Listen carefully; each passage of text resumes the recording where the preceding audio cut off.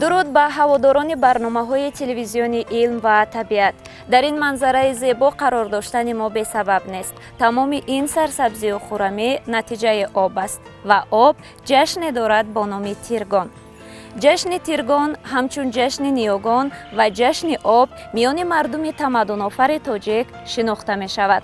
бо шукргузорӣ аз даврони соҳибистиқлолӣ имрӯз мо ҷашни Тиргонро бо шукӯҳу шаҳомати хоса таҷлил менамоем, ҳамчун ҷашни об, ҷашни покизагӣ, ҷашни инсоният ва ҷашни даъват ба шукӯҳу ваҳдат.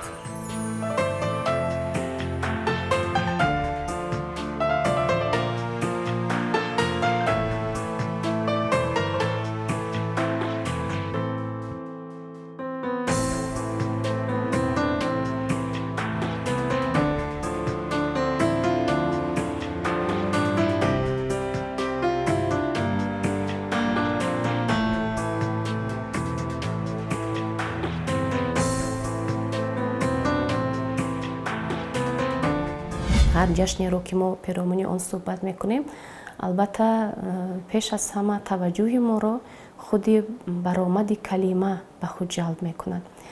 Тиргон калимаи форсӣ аст, аз ду ҷуз аз тир ва гон иборат аст. гон маълум аст ки ба ҳайси пасванд хизмат кардааст дар ин калима ва тир ҷузъи маънодори калима аст. дар фарҳанг паҳлӯҳои гуногуни маъноӣ дорад. масалан, як маънояш ҳамон тир аст, тире ки имрӯз мо медонем. дар гузашта як навъ тире буд ки аз чӯб омода мешуд ва нӯкаш бо оҳани тез, яъне тачезонида мешуд ва онро камонгарон барои тир партоб кардан истифода мекарданд. маънои дигари тир ин мафҳумҳое бо номи тир, тиштар ё тиштария дар форсии миёнаву қадим истифода мешуд ва номи як эзад буд, эзади эронитабор, яъне фаришта ё ки эзади борону об. ва агар мо ба ҳардуи ин паҳлӯ назар кунем, имрӯз ҳам устураҳо ё ин ки қиссаҳое мавҷуданд ки ба баромади мафҳуми Тиргон аз ҳамин ду маъно, яъне ба маънои тир ва ба маънои тиштария ё тир шаҳодат медиҳанд. дар дили гармои тобистон вақте офтобу об бо ҳам мепайванданд, ҷашне дар саҳифаи таърихи миллати мо бо номи Тиргон боз мешавад. Тиргон ҷашни обу офтоб, ҷашни умеду орзу ва ҷашни эҳёву эҳтиром аст. ин ҷашн танҳо ба гузашта тааллуқ надорад.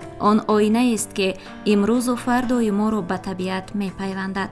талқин менамояд ки покизагиро аз об бояд омӯхт, аз шукуфоии табиат илҳом гирифт ва ба муҳаббати байни замину об пайравӣ кард. Тиргон нишонаи дӯстӣ бо об аст, бо поктарин унсури ҳаёт.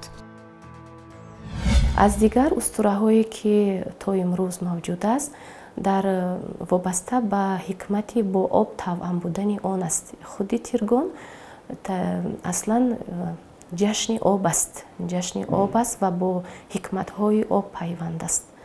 мо медонем ки аз гузаштаи хеле дур то имрӯз мардуми мо ҳатто имрӯз ҳам ба об чун унсури ҳаётбахш, унсури покизакунанда, унсури наҷотбахши ҳаёту зиндагӣ таваҷҷӯҳи хоса доштанд.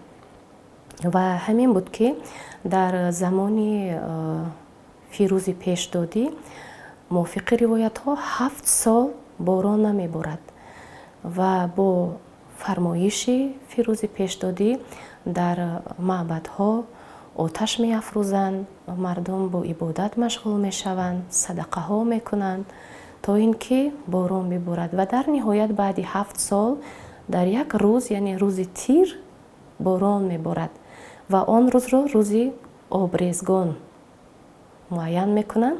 имрӯз ҳам дар баъзе аз минтақаҳои тоҷикнишин баъзе аз маросимҳое доир мешаванд ки дар заминаи ҳамон обрезгоне ки дар асоси ҳамин устура ба миён омадааст ҷашн гирифта мешавад. масалан маросимҳои сусхотун, ин маросим чунин маросиме буд ки дар баъзе аз маҳалҳои тоҷикнишин имрӯз ҳам ба назар мерасад. моҳияташ аз ин иборат буд ки агар дер боз борон намеборид, як пиразанеро солхӯрдаеро зери борон тар мекарданд, дар маҳаллаҳо мегардониданд, ҳатто аз болоҳои девораҳо об ҷорӣ мекарданд то об бирезад ба сару рӯи ин пиразан, то ҳадде ки аз хунукии об ларза мекард. ва гузаштагони мо бар ин назар буданд ки бо чунин ларзиши ин пиразан аз сардии об эзиди борон раҳмаш меояд ва борон бар замин арзонӣ мешавад. ва ҳикматҳои умуман аҷибе дорад баргузории ҷашни тиргон. эҳёи тиргон, муаррифии тиргон, анъанаҳои тиргон, фалсафаи тиргон, ҳикматҳои ҷашни тиргон ин бозкушояндаи асрорҳои хеле зиёди таърих, фарҳанг, фалсафаи миллати мост. агар мо бигӯем ки донистани таърих, адабиёт, забони миллат, арзишҳои миллӣ ин нишонаи таҳкими худшиносии миллист, тиргон ки ҳамаи ин чизҳоро дар худ дорад, донистани тиргон ва ифтихор аз ин ва донистани анъанаҳои он ҳам дар шароити муосир дар самти таҳкими худшиносии миллӣ нақши борис мегузорад. миллати худшинос миллати фанонопазир мешавад. таҷрибаи таърихи борҳо нишон додааст ки миллатҳое ки худогоҳ ҳастанд, онҳо ҳамеша метавонанд ки аз худ дар ҳар куҷое ки бошанд дифоъ кунанд. худшиносии миллӣ вақте ки таҳким мешавад, тақвият меёбад,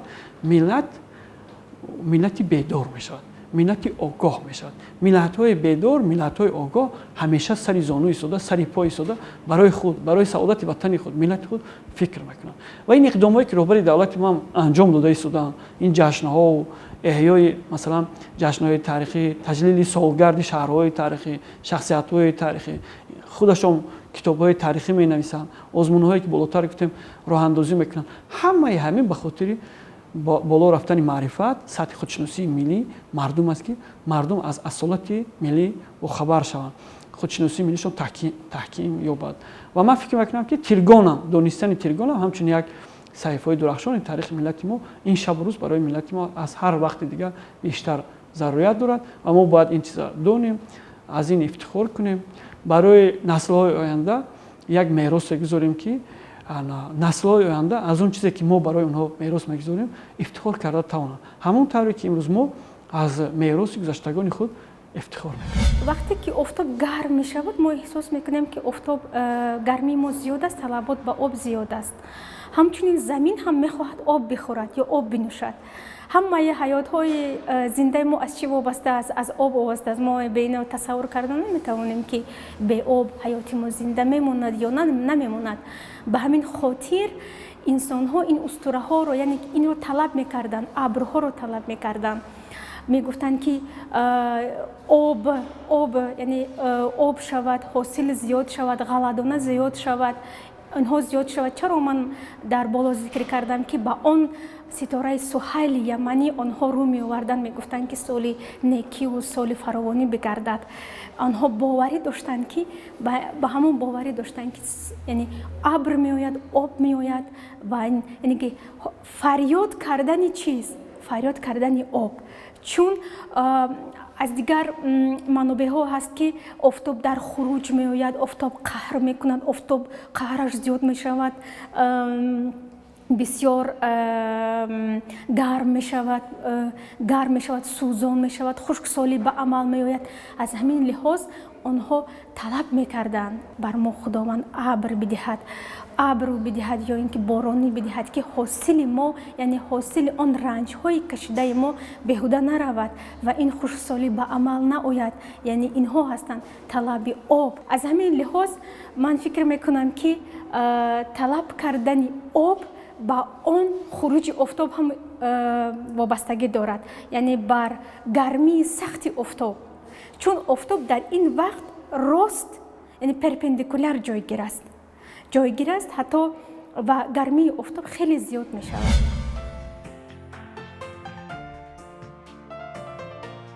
таърихро аз лавҳи сангҳо хондан мумкин, аммо бештар дар чашмаи ҷашнҳо метавон онро дид. яке аз ин ҷашнҳо тиргон аст. тиргон ба оинае шабоҳат дорад ки фарҳанги мардумро инъикос мекунад.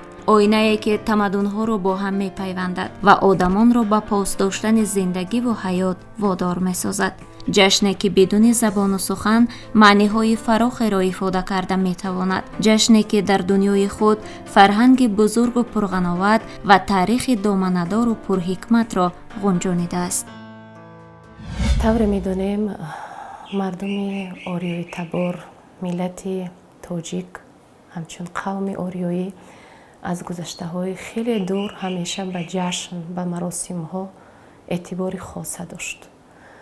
ва 4 ҷашне ки имрӯз мо дар 4 фасли сол ҷашн мегирем, таҷлил мекунем. яке наврӯз аст, дигаре меҳргон, сеюми сада ва чаҳоруми тиргон аст. ҳар 4 ин ҷашн дар 4 фасли зебои Тоҷикистон хушбахтона таҷлил карда мешавад. тавре медонем, наврӯз хоси баҳор аст ва дар таҷлили дигар ҷашнҳои миллию мардумии мо нақши калидӣ ҳам дорад. онро метавон бо забони зебои шоирона маликаи ҷашнҳо номид, чун маҳз наврӯз боис мешавад ки дигар фаслҳо фаро бирасанд ва ҷашнҳои дигари мо таҷлил шаванд. аз ҷашнҳои дигари мавсимии мардуми эрони табор ҷашни меҳргон аст ки дар тирамоҳ таҷлил карда мешавад.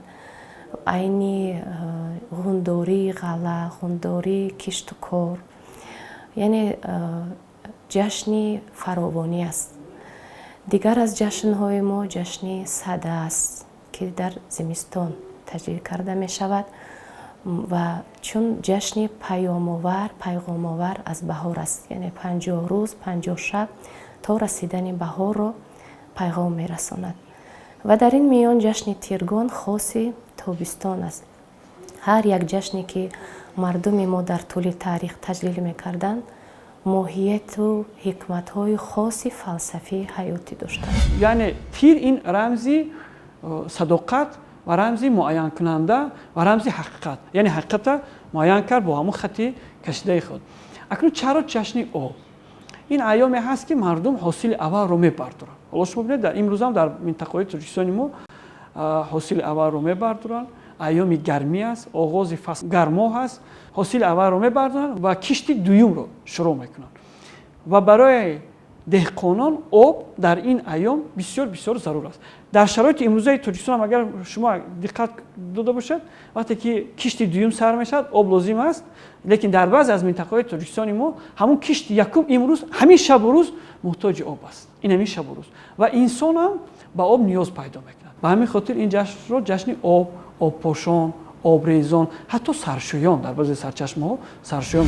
ҷашни тиргонро дар рӯзи 13 моҳи тир ҷашн мегиранд. ҳаст боз маълумотҳое ҳаст ки ҷашни тиргони кӯчак ҳаст ва ҷашни тиргони бузург ҳаст. дар ҳамин вақт боз бисёр маросимҳо, бисёр он яъне аҷдодҳои мо бисёр корҳое мекарданд ки дар ҳамин вақт бояд онҳо инҳоро ба амал меоварданд ва инҳо ҳам барои онҳо як фоли нек буд.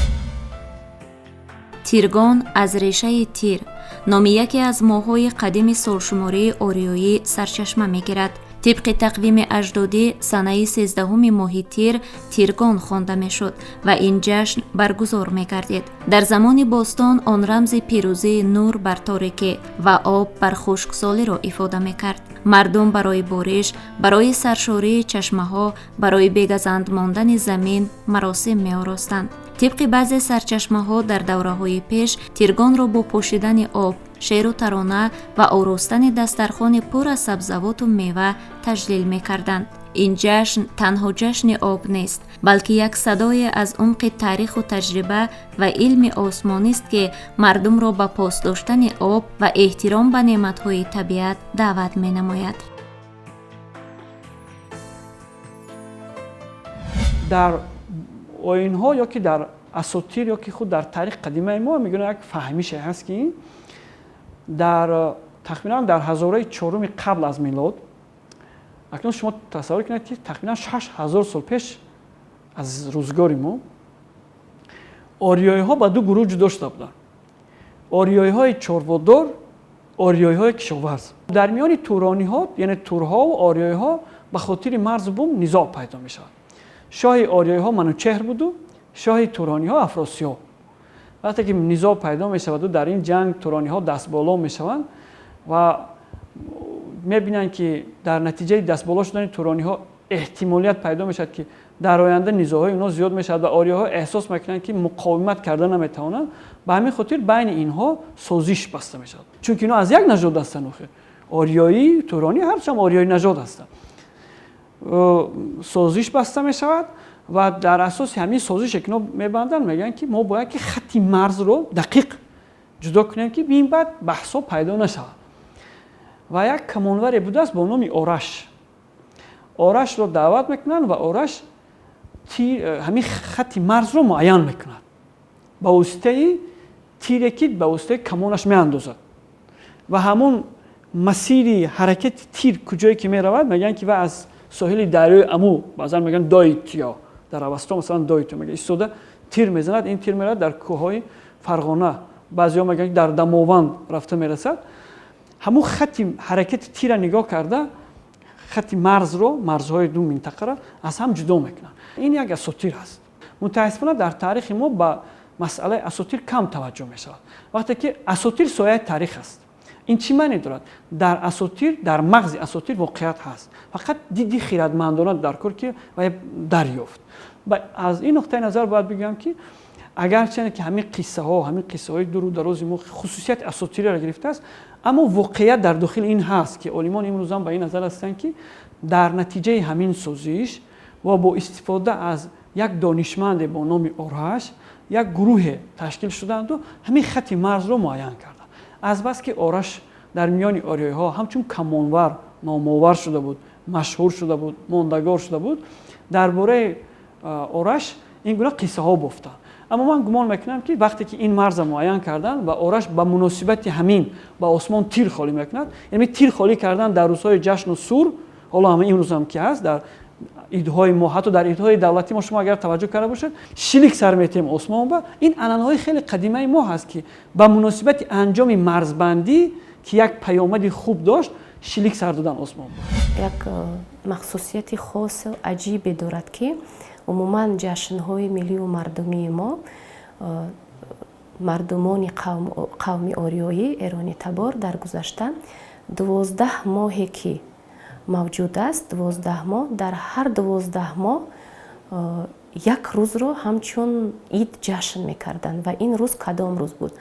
مثلا اگر ماهی تیرگان رو گیریم، ماهی تیر رو گیریم، یک روزی آن 13 روز تیر است، یعنی روز تیر در ماه تیر است. و مردمان آریایی ایرانی تبار وقتی که روزی ماه با وقتی که نام روز با نام ماه مطابق می آمد، آن روز را جشن می کردند، مثل جشن تیرگان. یعنی هر 12 ماه قریب که مردم ما از گذشته تا امروز جشن داشت، عید داشت و خوشبختانه معلوم است که معمولترین آنها این نوروز و مهرگان و صده و تیرگان است. گرمی و نیروی آفتاب است که ما حیات زنده به сар мебарем. сайёраи замин сайёраи сеюми офтоб аст. пеш аз ҳама як маълумоти кӯтоҳ мехоҳам гуфтан дар бораи системаи офтобӣ. офтоб ситора аст ва дар гирди худ 9 сайёраи дигарро иҳота месозад ва идора месозад. сайёраи мо бошад номаш сайёраи замин аст ки дар ин ҷо мавҷудоти зинда ба амал меояд ва дар дигар сайёраҳо ин мавҷудотро дида намешавад. ҳамин аст ки яъне сеҳрноки мо дар чи аст ки мо ҳаёти зинда ба сар мебарем ва замин дар гирди офтоб 365 рӯзро иҳота месозад, яъне дар гирди замин 365 рӯз давр мезанад ва дар давоми 365 рӯз замин боз қонуниятҳои худро дар гирди офтоб ба амал меорад. чунин қонуниятҳоро чи аст инҳо? мо мебинем ки вақтҳои охир бисёр ҷашнҳои ниёгон тараққӣ карда истодааст ва яке аз ҳадафҳои мақсадҳои сиёсати мо аст ки умуман он ҷашнҳое ки дорем онҳоро мо эҳё бисозем. ман чӣ гуфтаниям? ин ҳама ҷашнҳо қонунҳои табиат аст ва ин марбут ба сайёраи замину офтоб аст ва ҳамаи инҳо итоат месозад ба он қонунҳое ки ҳаст маҳз бар сайёраи замин ва маҳз дар гирди офтоб рӯй медиҳад. чӣ гуна аст? замин дар гирди ситораи офтоб давр мезанад ва дар гирди офтоб ӯ 4 мавқеъро ба амал меорад ва ҳама аҳли мавҷудоти зинда хусусан инсонҳо мебинанд ки рӯзҳо иваз мешаванд, солҳо иваз мешавад, мавсимҳо иваз мешавад, аз зимистон ба тобистон, аз зимистон ба баҳору тирамоҳу инҳо ҳастанд, инҳо иваз мешаванд. ҳамаи инҳо чӣ марбут дорад? марбут дорад ба гардиши замин дар гирди офтоб. баъзе аз сокинон маъхазҳои таърихӣ ва устураҳоро хусусан дар бораи ҷашни тиргон афсонаи беш наметонанд, аммо суҳбат бо олимон нишон дод ки ҳар як анъана дар ҷашн истифодашаванда на танҳо реша дар умқи таърих дорад, балки ба илми осмонӣ марбут аст. агарчи мардум дар натиҷаи мушоҳида ва таҷриба ин рӯзҳоро шинохтанду онро ба ҷашн мубаддал карданд, аммо имрӯз илм исбот намуд ки ҳастии чунин ҷашнҳо воқеӣ ва ҳикматборанд. тиргон ба гардиши астрономии офтоб ва оғози фасли гармо пайвандӣ дорад. дар тақвими моҳи тир ки тақрибан ба 21 июни тақвими мелодӣ рост меояд, дар баландтарин нуқтаи ҳаракати офтоб қарор мегирад. дар ин ҳангом рӯзи дарозтарин ва шаби кӯтоҳтарин ба амал меояд.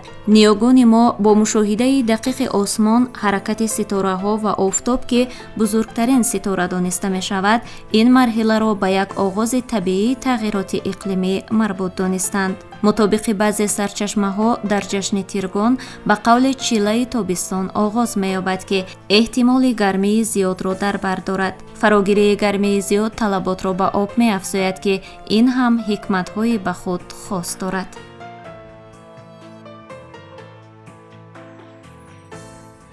аз нуқтаи назари илми астрономия ё худ нуҷумшиносӣ, офтоб дар давоми сол ба тариқи зоҳирӣ дар кураи осмон ҳаракат мекунад. ҳамин ҳаракати зоҳирии офтобро дар илми физика ё худ астрономия эклиптика мегӯянд, яъне ҳаракати зоҳирии офтоб. дар давоми сол мо ҳамеша дар айёми ҷашни наврӯз ва ҷашни меҳргон ин ҳарфҳоро мегӯем ки дар давоми сол дар натиҷаи ҳаракати зоҳирии офтоб, яъне дар масири ҳаракати худ офтоб 2 маротиба хатти экватори дунёро бурида мегзарад. якум бор ин ҳолат ба 21 март рост мебиёяд, дуюм маротиба ин ҳолат ба 21-22 сентябр рост мебиёяд. ин эътидоли баҳорӣ, эътидоли тирамоҳӣ ки ба ҷашни наврӯзу меҳргон иртибот дорад. ба ғайр аз ин, дар давоми сол офтоб 2 маротиба ҷойивазкунии калонро аз сар мегузаронад. яъне якум маротиба офтоб вақте ки ба нимкураи шимолии осмон омада мерасад, ҷойивазкунии калон сурат мегирад, масири ҳаракаташро офтоб тағйир медиҳад. шумо бинед ин ҳолат ба рӯзи 20-21 июн рост мебиёяд. ба якуми моҳи тир рост мебиёд аз рӯи тақвими шамсӣ ё ки авастой рост мебиёд. Яъне офтоб ба нуқтаи баландтарини осмон рафта мерасад ва агар таваҷҷӯҳ карда бошад ин айёме ҳаст ки рӯзҳо дароз мешаванд ва шабҳои хеле кӯтоҳ дорад. Ин ҳамин рӯзҳои 20, 21, 22 июн ки оғози моҳи тир ҳаст, рӯзҳои дарозтарини сол ҳаст. баъдан пас аз ин оҳиста оҳиста рӯз майл мекунад ба кӯтоҳшавӣ. пас аз ҳамин 21, 22 июн майл мекунад ба кӯтоҳшавӣ, шаб майл мекунад оҳиста оҳиста ба дарозшавӣ то 21 сентябр. 21 сентябр шаб рӯз баробар мешавад. Яъне аз нуқтаи назари нуҷумӣ гуфтан мумкин аст ки ин айёмам шумо бинед як ҳодисаи табиӣ ба вуҷуд меомадааст. Як ҳодисаи табиӣ.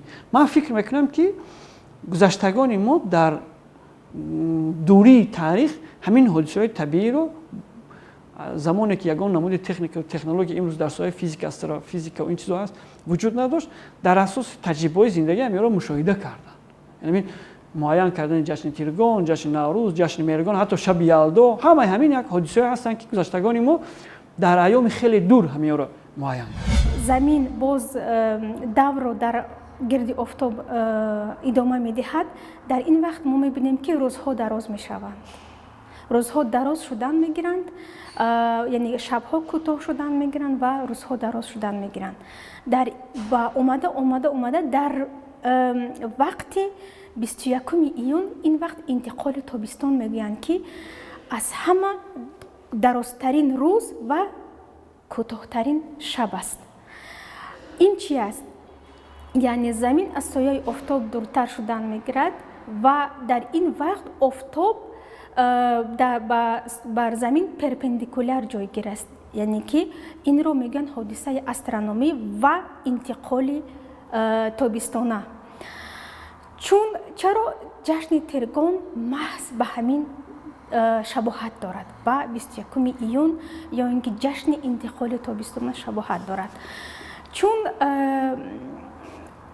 таърихчиҳо, мардумшиносон мегӯянд ки ҷашни Тиргон яке аз ҷашнҳои ниёкони мо аст, форсизабонҳо, ориёнтаборҳо аст ва ин ҷашн яке аз ҷашнҳои муқаддастарин аст ки мо ин ҷашнро мепарастем ва дар ин ҷашн мо ҳамеша аз чӣ?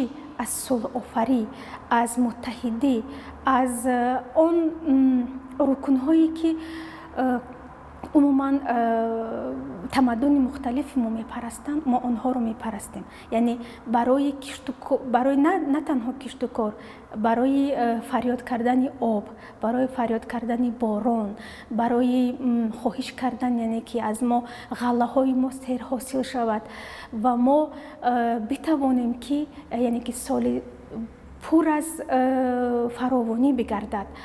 инро талаб мекарданд. дар вақти ҷашни Тиргон ба амал меояд, як ситорае дар осмон ҳаст. ин ситораро ситораи Сухайл мегӯянд ё ситораи Сухайли чаман мегӯянд ё Яман мегӯянд. вақте ки занҳо ин ситораҳоро медиданд, ин устураҳо ҳаст. дар он боло ба боло мепариданд, мегуфтанд ки соли хуб, неки хуб, яъне он солҳое ки соли фаровонӣ шавад, ғаллаҳо зиёд шавад ва бар мо як некуву андешаҳои хубе бар мо биёрад. ба ҳамин хотир дар ин вақт ин ситора ба он шабоҳат медиҳад ки чиллаи тобистон сар мешавад. чиллаи тобистони мо, чун мо аз солшумории милодӣ ки ҳоло сар месозем, чиллаи тобистони мо аз 21 июн аллакай сар мешавад чиллаи тобистон. дар ҳамин вақт онҳо медиданд ин ситораро, мегуфтанд ки соли нек, хуби нек, як фоли неки бар мо биандозад ки мо ин ситораро дидем, ситораи Сухайл.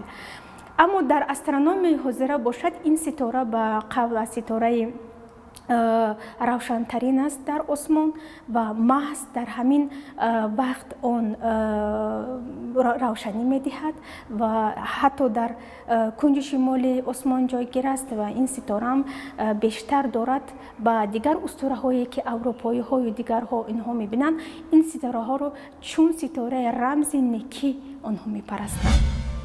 имрӯз ки масъалаи камобӣ ва муҳити зист доғирӯз аст, тиргон аҳамияти хуса пайдо карда, онро метавон ҷашни рамзии ҳисобит барои ҳифз ва тоза нигоҳ доштани об. ҳикмати ин ҷашн дар он аст ки вобаста будани инсониятро ба қонунҳои табиат нишон дода, эҳтиёту эҳтироми онро аз одамон тақозо мекунад. арзиши доштаҳои табиатро муаррифӣ ва истифодаи самараноки онро тарғиб менамояд. ҳамин аст ки гузаштагони мо тиргонро ҳамчун ҷашни миллию мардумӣ мешинохтанду таҷлил мекарданд ва онро нишонаи амалишавии умеду орзуҳои нав медонистанд, зеро ҳаёт аз об сарчашма мегирад ва тиргон ҷашни об аст. барои ҳифзи об, ҳифзи пиряхҳо муҳимтар аз ҳама, таҷлили оинҳову маросимҳои кашфшуда ва кашфнашудаи тиргон имкон медиҳад ки на танҳо дар Тоҷикистон, балки дар ҷаҳон нисбати об, нисбати ин унсури бо ҳеҷ неъмати дигаре ивазнашавандаи ҷомеа барои инсоният хизмат кунад. бузурге фармудааст, зи ҷӯе ки хурдӣ аз он оби пок, нашояд фикандан дар он сангу хок. ҳаминам агар мо ҷавҳари ин мисраҳоро ҳам назар кунем, ба махсусиятҳои маросимҳои гуногуни ҷашни тиргон моро рӯбарӯ мекунад. ва чизи дигаре ки бояд қайд кунем, дар адабиёти мо, чӣ адабиёти классик ва адабиёти муосир, вобаста ба моҳият, вобаста ба ҳикмату фазилатҳои ҷашни тиргон мисраҳои зиёде эҷод шудаанд. яъне ба ҳикмату маросимҳои тиргон шоирони мо, нависандагони мо дар асарҳояшон ишораҳои хубе карданд ки чӣ барои имрӯз, чӣ барои оянда ҳамчун маъхазу сарчашма истифода шуда метавонад. имрӯз масъалаи об як масъалаи бисёр калидист. об асоси рушди иқтисодиёт аст. Ина ягон кас инкор карда наметавонад. Дуруст? роҳбари давлати мо ҳам гуфтанд ки замоне мешавад ки қимати обу тилло баробар мешавад. ҳатто қимати об аз тилло боло меравад. ва имрӯз шумо бинед ки норасоии оби ошомиданӣ дар сайёра яке аз масъалаҳои калидӣ шудааст. имрӯз чӣ қадар ман омори аниқ надорам, лекин медонам ки теъдоди хеле зиёди одамон аз ҳисоби набудани оби ошомиданӣ ба бемориҳои гуногун мубтало шуда оқибат мефавтанд дар қораҳои гуногуни дунё. аз ин нуқтаи назар ман фикр мекунам ки бо таҷлили ҳамин ҷашнҳо мо бояд сари масъалаҳои неъматҳои табиат андеша кунем. маҳсулотҳои деҳқонӣ, кишоварзӣ, корҳои кишоварзӣ, хуб ба роҳ мондани корҳои кишоварзӣ. ҳоло шумо бинед ки иқлим тағйир ёфта шудааст. ҳамин қонуниятҳои табиатро аз худ карда, бо дар назардошти тағйирёбии иқлим, коркарди замин, муносибат бо замин, масъалаҳои агротехникиро хуб ба инобат гирифта, инҳоро масалан самаранок истифода кунем, то ки ҳосил хуб шавад. яке аз ҳадафҳои стратегии мамлакати мо шумо бинед таъмини амнияти озуқаворӣ аст. бо таҷлили ҳамин ҷашнҳо, бо эҳёи анъанаҳои ин ҷашнҳо ки дар самти таъмини амнияти озуқаворӣ нақши бисёр калидӣ доранд, мо метавонем ки ба ин ҳадафҳои стратегии худ бирасем. ин ҷашнҳо итоати қонунҳои табиат аст ва тарзу кору зиндагии инсонҳоро нишон медиҳад.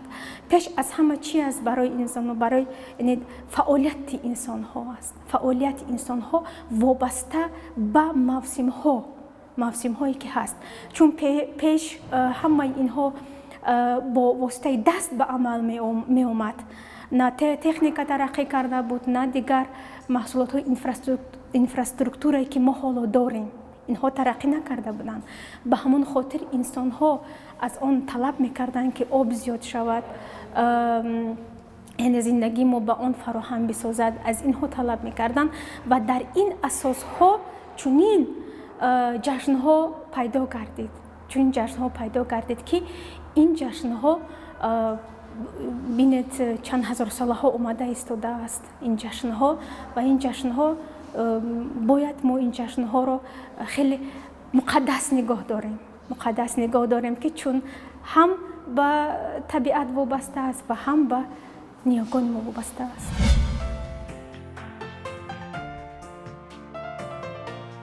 имрӯз ки ҷаҳон пур аз техника, иттилоъ ва шитоб аст, бисёре аз расму оинҳо ба гӯшаи фаромӯшӣ рафтанд.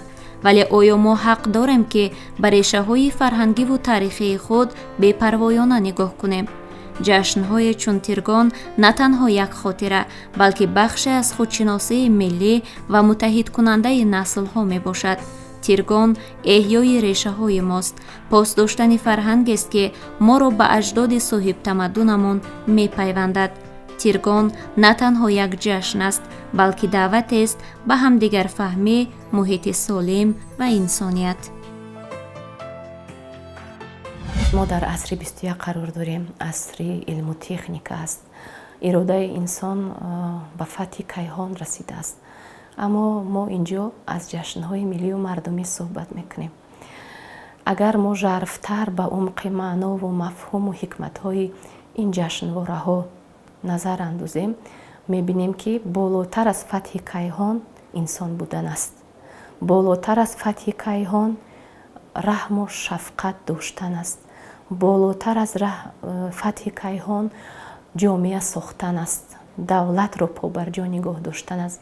و همه این ارزش‌هایی که نامبر کردم در جوهر نه تنها جشن تیرگان بلکه تمام جشن‌های ملی و مردمی ما پنهان است، یعنی نهفته شده است. و برای کشف اینها باید پژوهشگران یعنی مراسم‌ها را کشف کنند، در بین مردم یعنی معرفی کنند.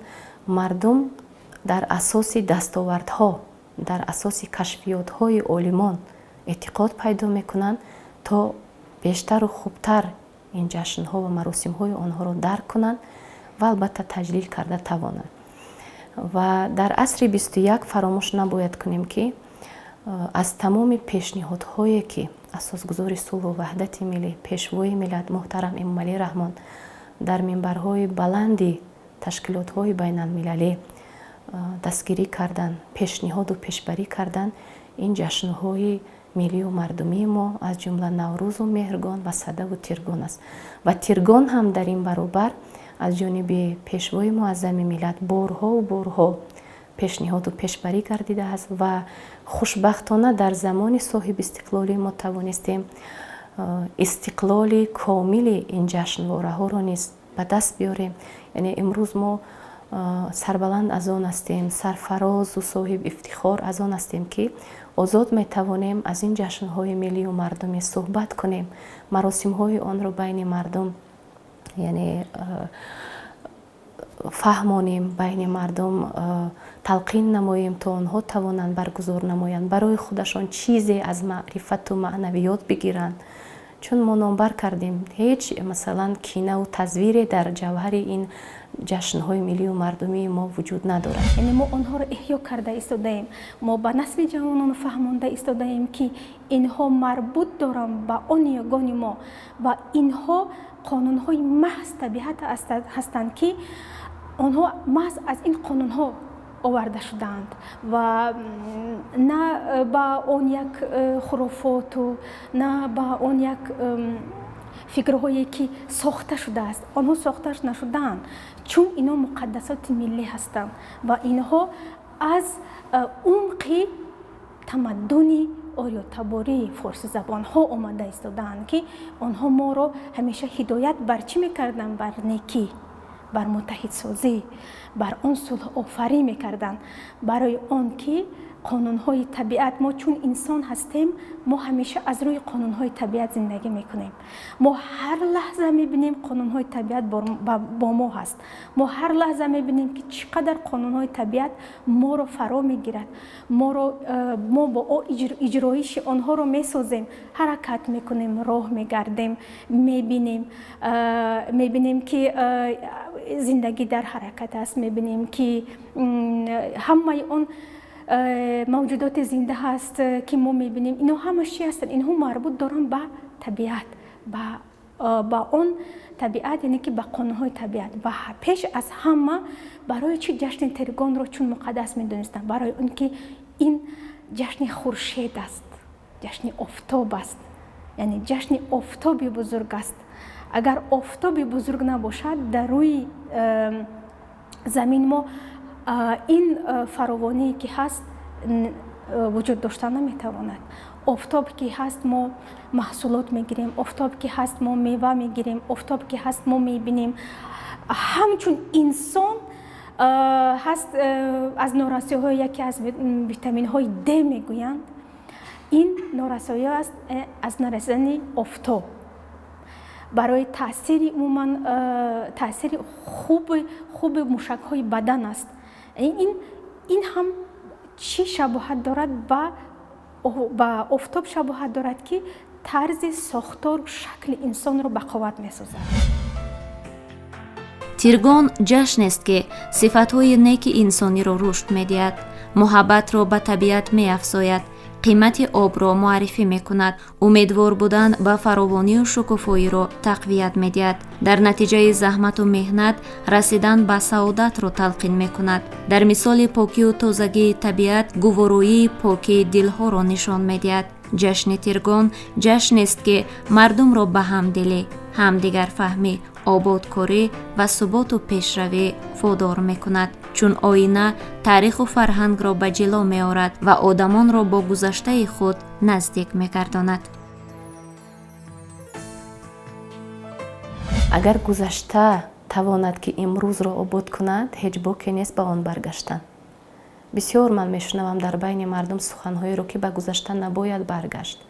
чаро вақте гузашта барои мо ҳикмату фазилате медиҳад ки имрӯз мо метавонем бурдбор бошем, комёб бошем, аз он бояд ки сарманша нагирем, аз он бояд ки барои худ нерӯ нагирем. ва мо ҳамчун тоҷик, ҳамчун ориёи табор бояд ифтихорманд аз он бошем ки гузаштагони мо ба қавле гӯё асри 21ро дидаву беҳтарин арзишҳоро барои мо боқӣ гузоштаанд.